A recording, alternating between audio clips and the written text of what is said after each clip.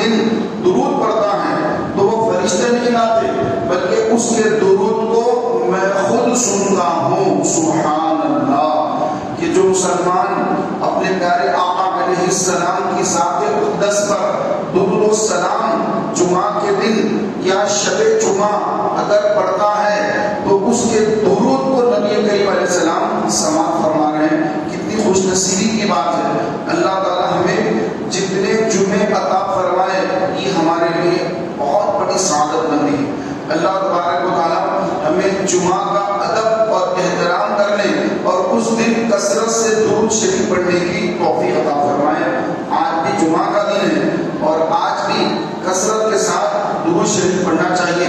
ایک مرتبہ مل کر آواز سے بلند درود پاک پڑھنی چاہیے. اللہم صلی علی سیدنا و مولانا محمد وعلی آل سیدنا و مولانا محمد وبارک وسلم. صلاۃ و سلام علیکہ یا سیدی یا رسول اللہ صلی اللہ تعالی علیہ وسلم. محترم بھائیوں، اللہ تبارک و تعالی قرآن پاک میں ارشاد فرماتا ہے الذی خلق الموت والحیات لیبلوکم ایکم احسن عملا. اور ہم نے موت اور حیات اسی لیے بنائی کہ تمہاری جانچ ہو کہ تم میں کس کا عمل زیادہ اچھا ہے. تو یہ دنیا میں ہمارا آنا، یہ ہماری حیات، یہ ہمارا مرنا، یہ اللہ تبارک و تعالیٰ نے ہمیں اس لیے دنیا میں پیدا کر کے بھیجا اور پھر موت بھی دے گا تاکہ ہمارے اعمال کی جانچ ہو کہ تم میں کس کے اعمال اچھے ہیں. تو یہ دنیا یہ جی جگہ، یہ اچھی لگانے کی جگہ نہیں ہے، یہ آرام اٹھاتے رہنے کی جگہ نہیں ہے. یہ یہاں کی دنیا کی رنگینیوں میں مست ہو کر اپنی موت کو بھولنے کے لیے نہیں ہے، بلکہ اللہ تعالیٰ نے فرمایا ہے کہ الذی خلق الموت، کہ یہ زندگی اور یہ موت تمہاری جانچ کے لیے ہے. تو یہاں آ کر بہت سارے لوگ اپنی حقیقت کو بھول کر، موت کو بھول کر، قبر کو بھول کر دنیا کے رنگینیوں میں مست ہو کر اپنی آخرت کو بھلا دیا ہے اور اس کا اثر ہمارے کئی مسلمان بھائیوں پر بھی چڑھ چکا ہے، جو کفار اور مشرکین کو دیکھ کر اپنے اوپر دنیاوی رنگ چڑھا کر اپنے رب تعالیٰ سے منہ موڑ کر نمازوں کو چھوڑ کر شریعت کو پیچھے رکھ کر اپنی مرضی کے مطابق جو زندگی ہم گزار رہے ہیں. تو یہ جب موت کا وقت آئے گا، فرشتہ موت کا فرشتہ جب آئے گا تو اس وقت بندے کو احساس ہو جائے گا. اور یہ آیت جو اس کو دنیا میں وہ کبھی سننے کو تیار نہ تھا، اس کو پڑھنے کو تیار نہ تھا، اس کے بارے میں سننے کو تیار نہ تھا، اب اس پر وہ آیت صادق آ رہی ہے کہ ہم نے موت اور حیات اسی لیے پیدا کی کہ تمہاری جانچ ہو کہ تم میں کس کا عمل زیادہ اچھا ہے. تو عمل تو کچھ کیا نہیں، اب موت سامنے ہے تو اب اس کو پچھتاوا ہوگا، افسوس ہوگا کہ جہاں پر میں اب جانے والا ہوں وہاں کی میں نے کوئی تیاری نہیں کی ہے. جس سفر پہ چلا ہوں، جس سفر پر یہ فرشتہ مجھے لے جانے کے لیے آیا ہے، اس سفر کی میری کوئی تیاری نہیں ہے. اور یاد رکھیے، کوئی بندہ سفر پر جائے تیاری نہ کرے تو اس سے بڑا نادان اور کوئی نہیں ہو سکتا. آپ اگر کوئی سفر پر جاتے ہیں، آپ دلی کے لیے جا رہے ہیں، دلی میں آپ کو رہنا ہے، دلی جانا ہے، تو آپ اس کی تیاری کرتے ہیں. آپ کو بمبئی جانا ہے، آپ کو بنگلور جانا ہے، تو آپ اس کی تیاری کرتے ہیں. اگر تیاری کیے بغیر گھر سے چل پڑے تو آپ کہتے ہیں کہ میں سفر کیسے طے کروں گا، اس لیے تو مجھے سواری چاہیے کہ میں پیدل کیسے سفر کروں گا، اور راستے میں بھوک لگے گی، پیاس لگے گی، تو میرے پاس تو پیسہ ہے ہی نہیں، میں تو تیاری کیا ہی نہیں، میں کیسے جاؤں گا. تو محترم بھائیوں، جس کے پاس پیسے نہ ہو اور وہ سفر پر نکلے وہ مشقت میں پڑ جاتا ہے، آزمائش میں آ جاتا ہے. اسی طرح جو آخرت کے سفر جس کو درپیش ہو، جس کو آخرت کا سفر درپیش ہے، اس کو مرنا ہے اور مرنے کے بعد قبر میں جانا ہے، تو وہاں پر اس کے لیے ایئر کنڈیشنر قبر ہونا ہے. تو قبر کا اللہ نے انتظام کیا ہے. آقا علیہ السلام نے فرمایا کہ جو بدن اپنے آپ کو گناہوں سے بچائے گا، اللہ تعالیٰ اس کو قبر کے عذاب سے بچائے گا. تو اس انتظام اللہ کے ہاتھ میں کرنا آپ نے ہے. اس کے بعد پھر وہاں سے انتظام ہو جائے گا. اور آقا علیہ السلام نے کیا فرمایا کہ موت یہ ایک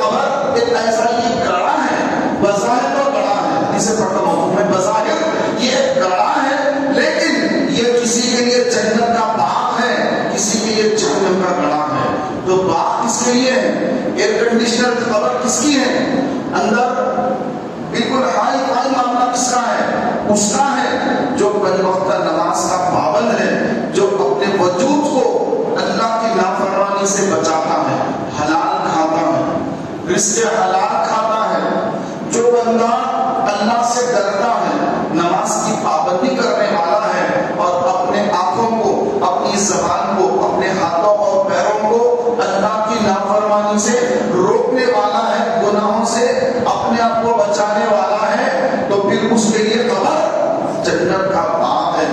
اس کے لیے ایسی جگہ ہے قبر کہ جس میں نہ اس کو دبایا جائے گا، نہ اس کی قبر میں سانپ داخل ہوگا، نہ بچھو داخل ہوگا، نہ اس کی قبر اندھیری اور تاریک ہوگی، بلکہ جنت کی سی ہوا اس کی قبر میں ہوگی، کیونکہ جنت کی کھڑکی کھولنے کا اللہ حکم دے گا کہ میرا یہ وہ بندہ آج میرے پاس آیا ہے جو مجھے بن دیکھے مجھ سے ڈر رکھتا تھا، بن دیکھے وہ میرا خوف اپنے دل میں رکھتا تھا، اور میرے خوف کی وجہ سے وہ نماز کی پابندی کرتا، اپنے دنیاوی کام کو چھوڑ کر دنیاوی نقصانات کو برداشت کر لیتا، لیکن نماز یہ بندہ کبھی قضا نہیں کیا.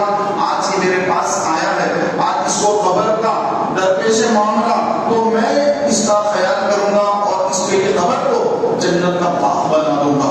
تو کتنے خوش نصیب ہیں وہ جو نماز کی پابندی کر رہے ہیں اور اللہ کے ڈر کی وجہ سے اپنی آنکھوں کی حفاظت کر رہے ہیں. ان کے سامنے گناہ کی دعوت دی جا رہی ہے، شیطان ان کے ہاتھ میں، آج تو موبائل کا دور ہے اور اس موبائل کے دور میں بندہ اچھی چیزیں بھی دیکھنا چاہے تو کچھ بری چیزیں بھی اس کو دعوت دیتی ہے، بری چیزیں سامنے آ جاتی ہے. لیکن جو اللہ سے ڈرنے والا ہوتا ہے وہ اس طرف التفات نہیں کرتا، اس طرف توجہ نہیں دیتا کہ نہیں یہ شیطان کی طرف سے مجھے بلاوا آ رہا ہے، شیطان مجھے بہکا رہا ہے، کہ شیطان میری قبر کو جنت کا باغ نہیں جہنم کا گڑھا بنانا چاہتا ہے، میں اس طرف نہیں دیکھوں گا. تو جو بندہ اپنی آنکھوں کی حفاظت کرتا ہے، زبان سے کسی کو گالی نہیں دیتا، زبان کی حفاظت کرتا ہے، زبان سے کسی کو گالی نہیں دیتا، کسی کو جھوٹ نہیں بولتا اور کسی کی لگائی بجھائی والے کام نہیں کرتا. جیسے کہ حدیث پاک ہے کہ جو یہاں کی سن کر وہاں کی سن کر یہاں یہ لگاتا پھرتا ہے. حدیث پاک کیا پہلے سامنے کروایا کہ جو لوگوں کے اندر چغلی کھاتا ہے، اللہ تعالیٰ اس کو مرنے کے بعد قبر کے عذاب میں مبتلا کر دے گا، وہ عذاب قبر میں مبتلا ہوگا. اور آپ علیہ السلام ایک مرتبہ ایک گھوڑے پر سوار تشریف لے جا رہے ہیں، گھوڑا بھدبھدایا، بلکنے لگا، ہنہنانے لگا، بلکنے لگ گیا، گھبرانے لگ گیا، گھوڑا ڈرنے لگ گیا. تو آپ علیہ السلام نے گھوڑے کو روکا اور جب آقا نے ادھر ادھر دیکھا تو آپ علیہ السلام نے ایک قبر کو دیکھا، وہاں قبر تھی.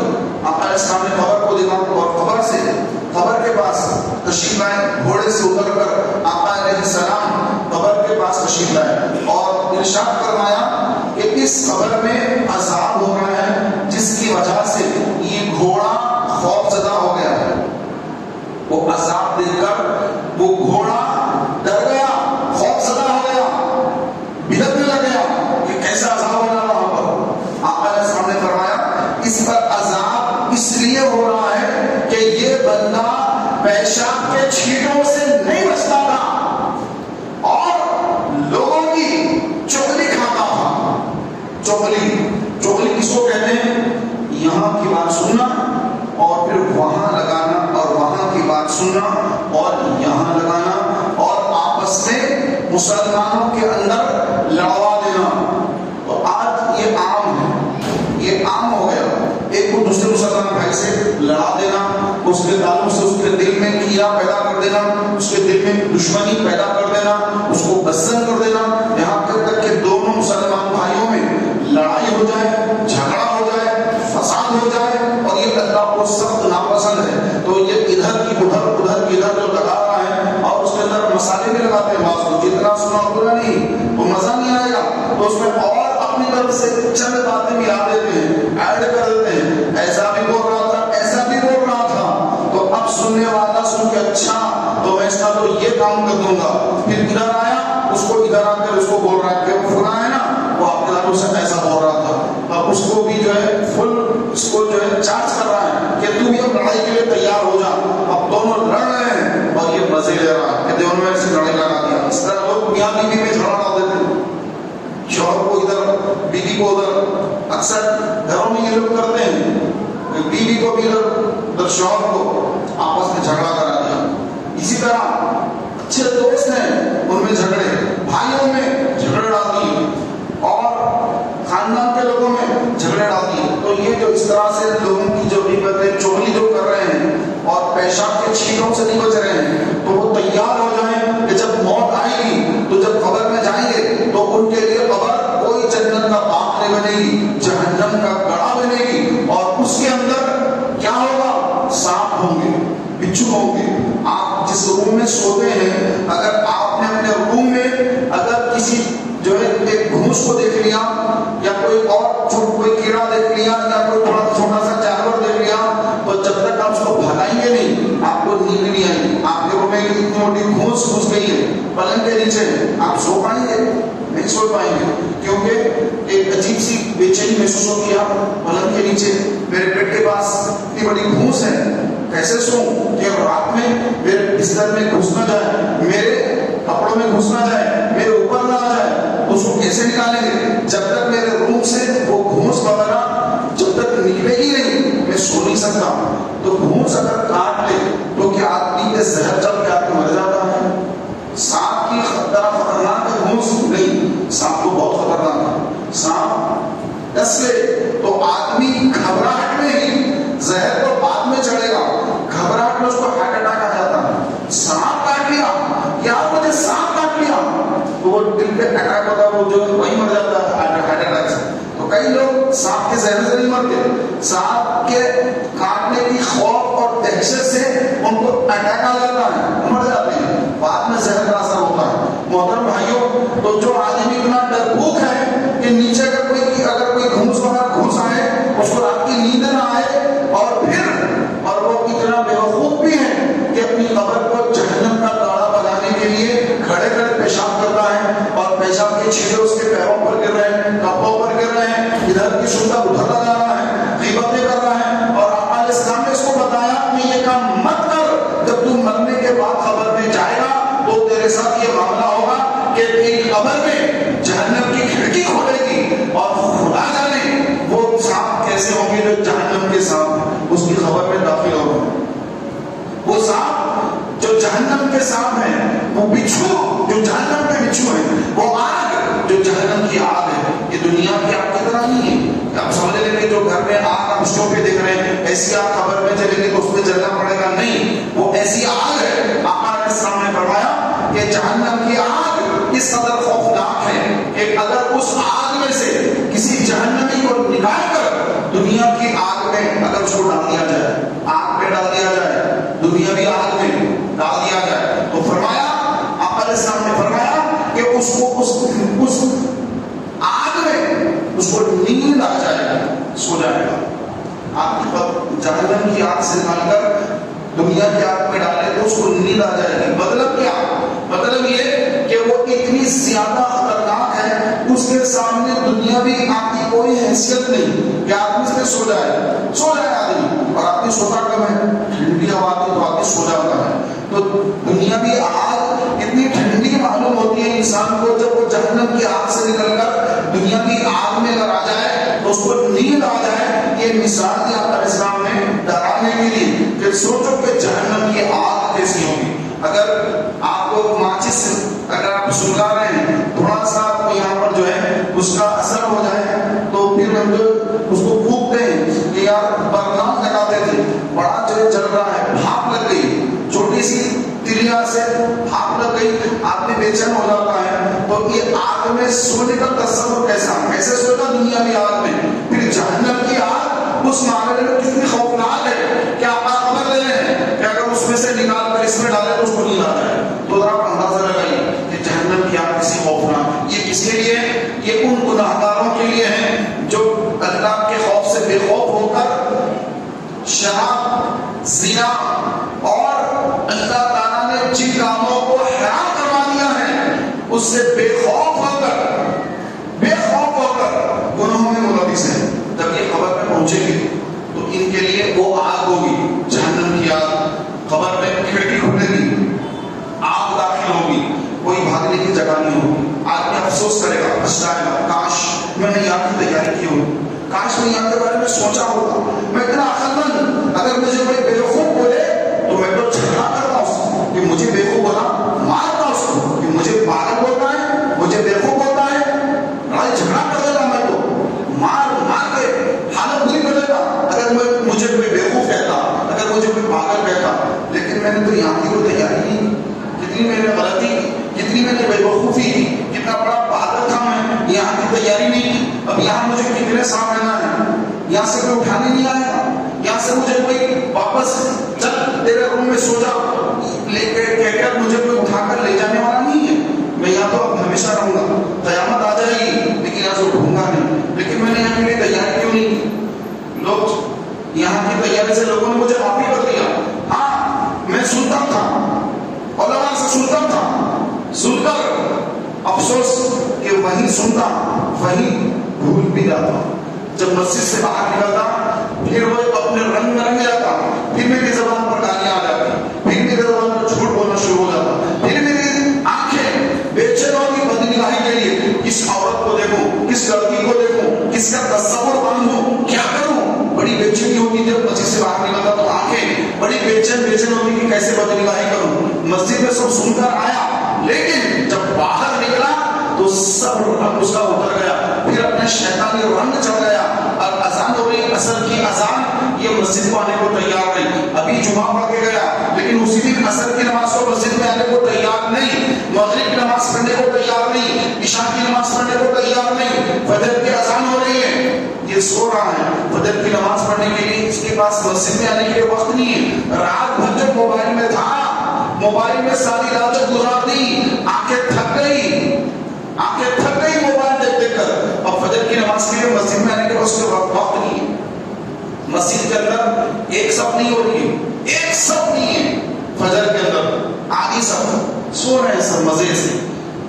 ایسا بندہ جس کو لمبے سفر پر جانا ہو, ایسا سفر جہاں سے واپسی نہ ہو, وہ اس طرح غافل سو رہا ہے, اس طرح سو رہا ہے, ایسا غافل ہو کے سو رہا ہے. اور اتنا لمبا سفر ہے, اس سفر کی کبھی واپسی نہیں ہے, واپس آنا نہیں ہے. ایک بار نکل گیا بندہ تو کبھی واپس نہیں آئے گا. ایسے سفر پر جس کو جانا ہو تو وہ غافلوں کی طرح سوتا نہیں ہے, بلکہ جو غفلت کا شکار ہو کر سوتے ہیں وہ انہیں اٹھاتا ہے کہ اٹھ بھائی نماز کا وقت ہو گیا, فجر کی نماز کا وقت ہو گیا, اٹھو. میرے آقا علیہ السلام نے فرمایا کہ فجر کی 2 سنتیں, فجر کی فرض نہیں سنتیں, فجر کی 2 سنتیں, فجر کی 2 سنتیں, یہ دنیا اور جو کچھ اس دنیا کے اندر ہے, کیا کیا نہیں ہے دنیا کے اندر. ایک شاپ پہ چلے جائیں, ایک مال میں جا کے دیکھیں کیا کیا ہے, کتنے کروڑوں کا مال ایک مال کے اندر رکھا ہوا ہے, کتنا مال ہے, سامان ہے اس کے اندر. تو آپ کا خبر دے رہے ہیں کہ یہ دنیا اور جو کچھ اس میں ہے, ان سب سے بہتر فجر کی 2 سنت ہے. فجر کی 2 سنت فجر کی. فرض کا کیا عالم ہوگا, فرض کا کیا ثواب ہوگا, فرض کا کیا اللہ تعالیٰ کے پاس اجر ہوگا, کیا اللہ تعالیٰ اس کو نوازے گا. تو فجر کی سنت کا یہ ثواب آپ کو خبر دے رہے ہیں کہ دنیا جو کچھ اس کے اندر ہے, اگر آپ کو کوئی بڑی دکان کا مالک بنا دے, یہ آپ اس کے اونر ہو گئے, آپ بولے یار میں تو بس کامیاب ہو گیا, میں اس کا اونر بن گیا, اتنی بڑی شاپ کا اونر بن گیا. لیکن آپ کا خبر دے رہے ہیں یہ دنیا جو کچھ اس کے اندر ہے, امریکہ میں, جاپان میں کیسی کیسی کمپنیاں, کیا کچھ نہیں ہے, سب کچھ وہاں پر ہے. لیکن آپ کا خبر دے رہے ہیں کہ 2 فجر کی سنت, کون پڑھے بھی فجر کی سنت, بات نہیں چلے بھائی میں نہیں پڑھا فجر کی سنت. 1-2 چند لوگ ہوں گے جنہوں نے فجر کی نماز جماعت سے پڑھی ہوگی, سنتیں پڑھی ہوگی. حالت یہ ہماری کہ ہم اپنی خبر کو, اپنی آخرت کو بھول کر صرف مزے سے سو رہے ہیں. تو یہ آج کا سونا خبر میں سونے کے لیے بڑا مہنگا پڑے گا. تو آج کا سونا ترک کر دیں. الصلاۃ خیر من النوم, نماز نیند سے بہتر ہے. یہ جو صدا جو آج موسیقی دے رہا ہے, جس کو ہم سنتے بھی نہیں, یہ یاد آئے گی خبر میں جانے کے بعد. اللہ تعالیٰ مجھے آپ کو عمل کی توفیق عطا فرمائے. آمین. بجاہ نبی کریم صلی اللہ